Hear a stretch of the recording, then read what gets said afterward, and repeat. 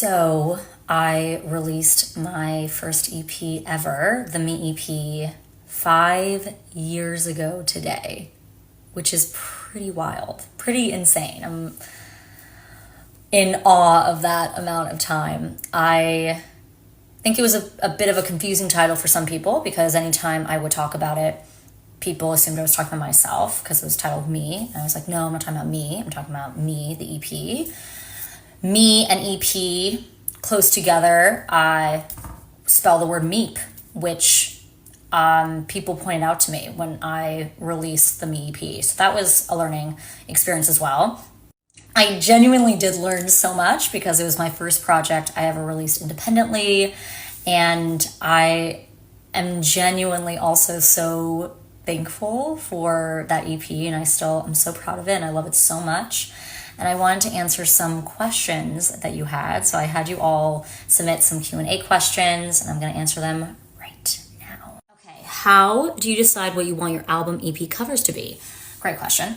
Well, this one was interesting because I had done a photo shoot when I was at a label with a bunch of different photos.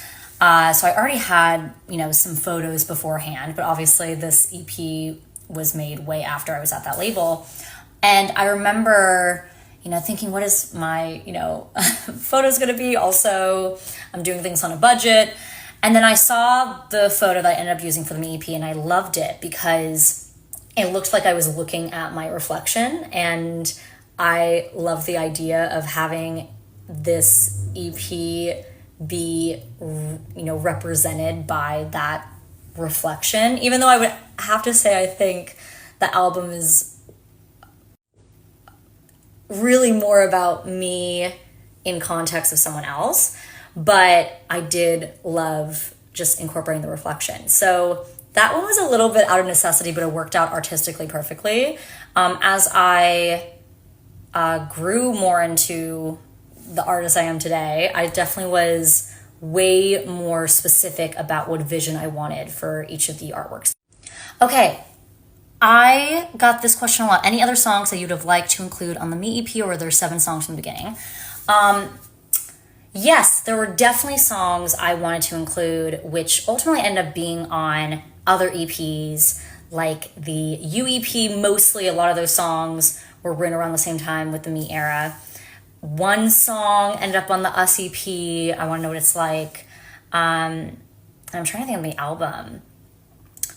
There really were there any songs on the album that I saw for Me? I don't know if there were, but definitely from the U EP. And there's still a few songs I haven't released that I love that I want to release.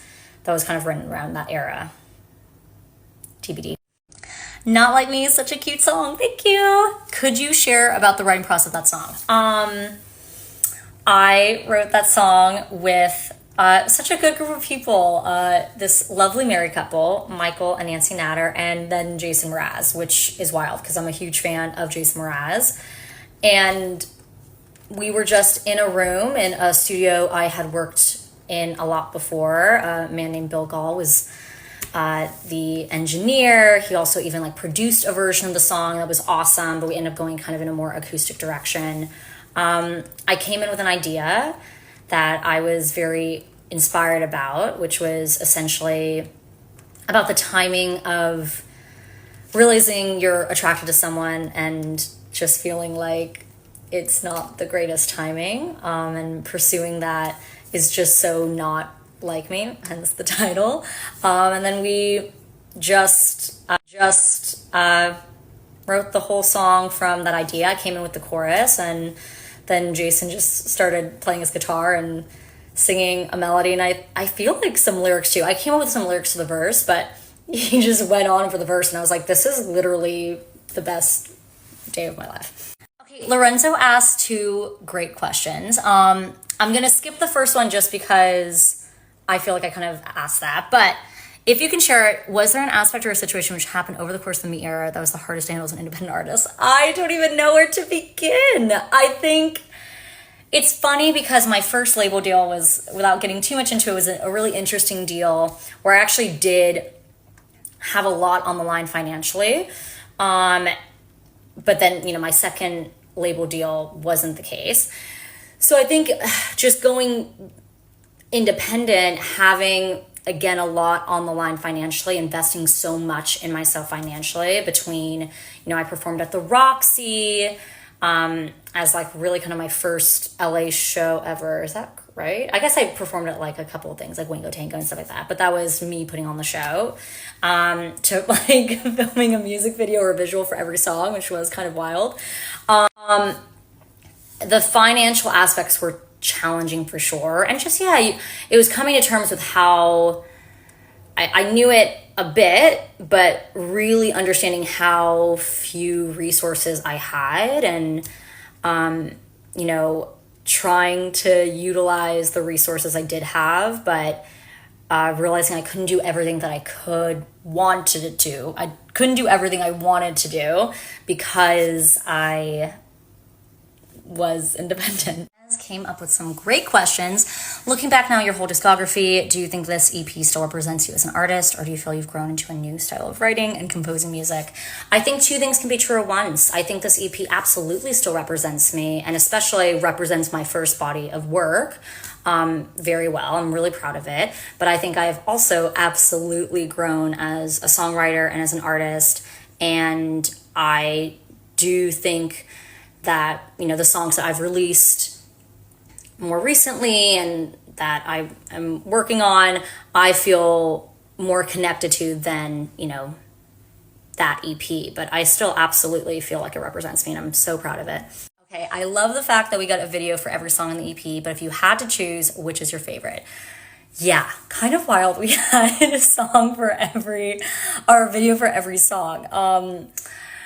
What was I thinking financially? But no, it was really fun to do, and it's hard to pick because I genuinely love all of them.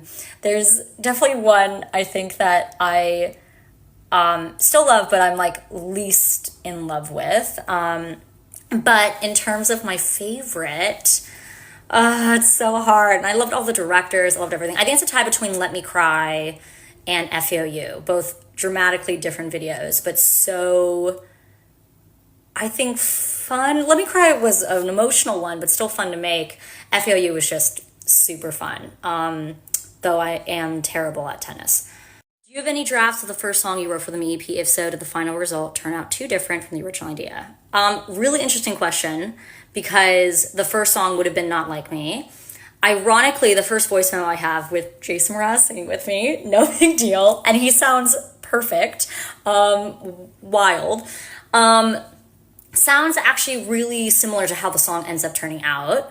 I think we went in a lot of different directions. We went with like a really like rock version at one point, because my first album that I was making was kind of more like pop rock. Even though Boombox was not that really.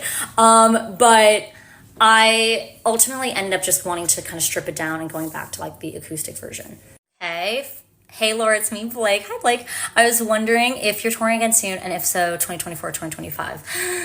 I miss tours so much. I miss it. I don't know when I'm going to be doing it, but I know I want to do it again. So I'm just figuring scheduling out, figuring budgeting out. But I do miss it and want to do it again, especially I really want to tour this album.